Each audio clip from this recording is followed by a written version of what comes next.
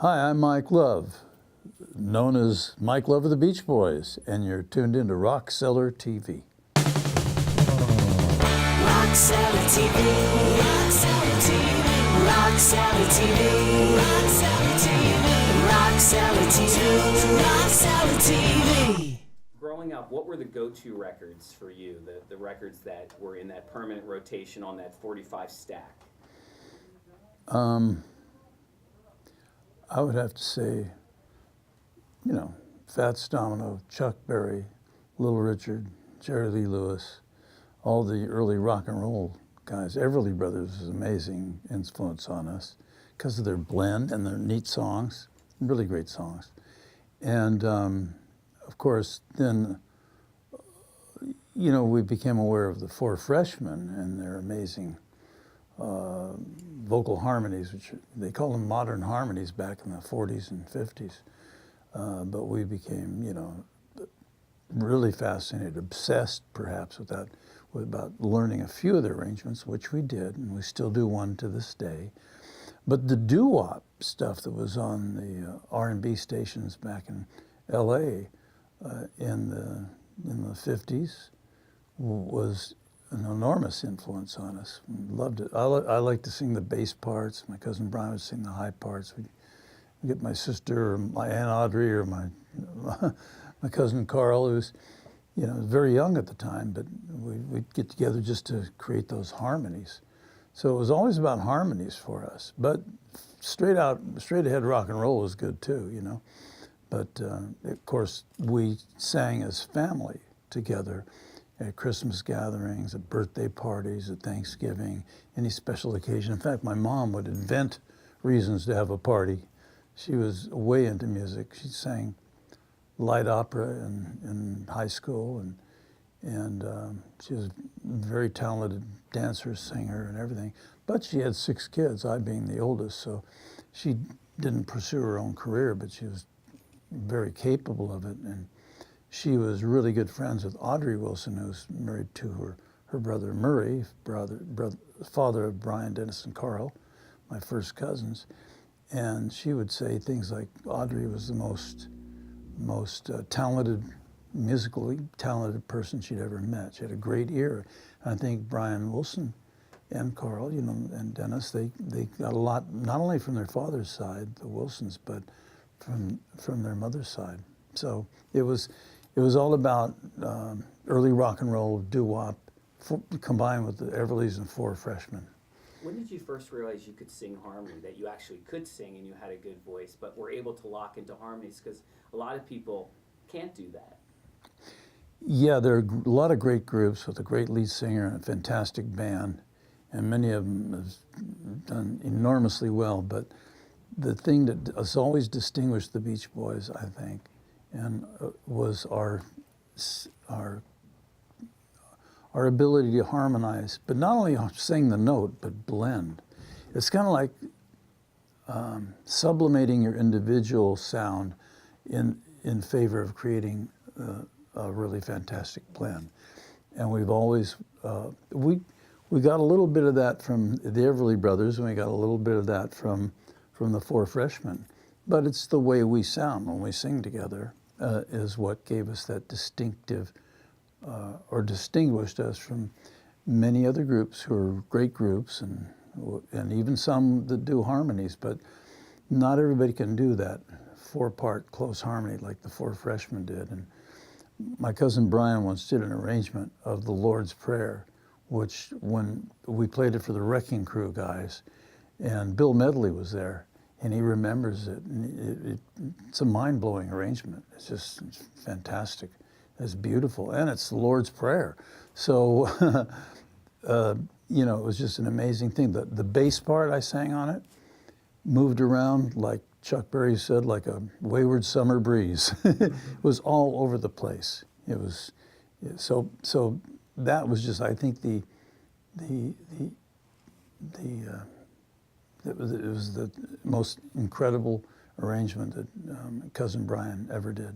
But when did you know that you could sing harmony? When did you first realize that, I can lock into it? Was it early on? With Christmas parties or birthday parties. And back in the well, let's see.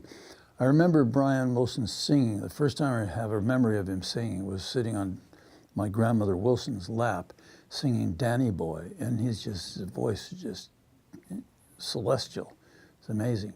But then once that part of it was over, we'd get together and we'd sing, we'd harmonize together, just the two of us. And if we could find a third, we would, and a fourth. Sometimes we would go to Angeles Mesa Presbyterian Church, Wednesday night youth night in the Baldwin Hills area of LA. And my sister Maureen, who was 2 years younger than I, Brian's 1 year younger than I, we would walk home together singing Everly Brothers in 3 parts, or some of the doo-wop stuff. And so it was ever since childhood is we sang harmony together. So, you know, and we always loved it. You come from a very tight family. You know, looking back on your parents, was there any advice that they gave you or that stuck with you through the years, things that they told you that you still hold dear to yourself? Well, my mom was the one that was into music. My dad was just a hardworking guy. He didn't know anything about the music business. He provided for a wife and 6 children. I remember him going to work in the morning and like leaving the house at 6 a.m. and sometimes working 7 days a week if they had to get a job out. So I think I got the work ethic from my dad. There's no doubt about that. Was a big impression on me. But the music came from my mom's side, and the fact that they grew up in Dust Bowl conditions. They left Kansas when my mom was 5 years old. She and some of her siblings came out to California on the train. And they were so poor that they camped on the beach. They didn't have money for a house or anything like that. And so it was, you know, it was like, they talk about the Okies coming to California. Well, it was Dust Bowl conditions. This is even before the crash of 1929 or something. So, you know, but what they had was music. What they had was the love of music and the love of, you know, my uncles sang together, my mom sang in a trio and all that. So it was the love of music that kept everybody, you know, sane and provided pleasure and entertainment, because they didn't have any money to speak of. And on my father's side, my grandfather had the good sense to emigrate from northern rural Louisiana to California and started working in what they call sheet metal work and did kitchen equipment. So that was hard work, but he provided well for his family, my dad and his brother and sister. So, you know, there's between the work ethic and the music and the love of music. Even my dad, who wasn't particularly a musician or anything, he had a couple of songs he would sing. He practiced the cello because my mom wanted him to play something. And so, yeah, so it was just, it's never lost on me that we came from very humble beginnings, my parents, but through hard work, they really succeeded in life and really built a great foundation for our success. What were their favorite records of yours that you participated on with the Beach Boys? What were your parents' favorite records of yours? I think with the Beach Boys? My sister Maureen played the harp In My Room and Catch a Wave. And I have 2 sisters that play the harp. In fact, in my home that I grew up in, we had a Steinway grand piano, a Hammond organ, and a Lyon & Healy harp right in the living room, overlooking the city of LA. It's a beautiful home. And it was just, music was just an obsession, I guess you could call it, from my mom. She would play opera music. She didn't like rock and roll so much. We would have a hi-fi stereo system, and she would turn up Maria Callas, Renata Tebaldi, Enrico Caruso to as loud as it would go. But if we turned our rock and roll past, 5 or 6, halfway up, and she would rebel. She didn't like that. Anyway, she did, however, love the harmonies, all the beautiful harmonies that in my room and the warmth of the sun. She was very proud that my sister Maureen played on a couple of our records, and it gave it a beautiful harp. Was an incredible addition to our stuff. But my sister Maureen and Brian and I used to sing together, coming home from that Wednesday night youth night.